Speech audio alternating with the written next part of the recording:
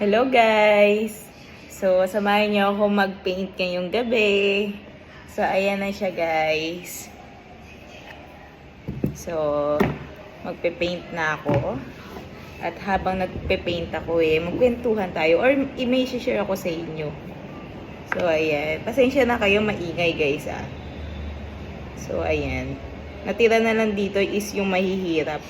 So, sa mga naboboard sa bahay at nagsasawa na sa panonood, ito yung isa sa pwede nyong gawin. Or meron diyang mga nai-stress, pwede itong pantanggal ng stress guys. So, try nyo maghanap or bumili na dyan sa mga online platforms. So, ayan. Naiwan na lang sa akin is yung maliliit. At yung maliliit na yun pa yung mahihirap guys. So, kailangan natin gumamit na itong brush na to. Ito yung pointed. Para doon sa maliliit na part. So, ayan. So, hindi kailangan na magaling mag-paint. Or hindi rin kailangan na professional ka guys. Kasi ito, susundan mo lang yung numbers. May mga number na naka-indicate dito. So, hindi pa galingan dito guys. Tsaka syempre, sa atin lang din naman to. So, yan. Kahit bata, kaya to guys. Kaya, ipatry nyo din sa mga anak nyo. Para iwas gadget na rin.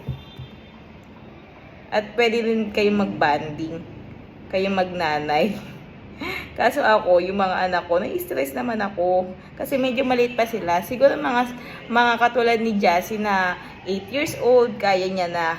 Pero yung mga 6, mga 5, ganyan, 4, mai-stress ka lalo.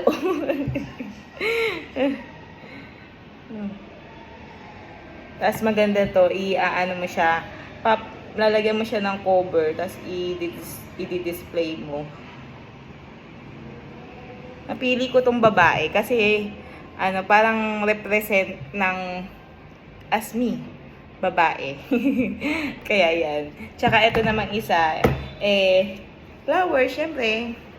Ayan. Babae tayo. Kaya yun ang napili ko.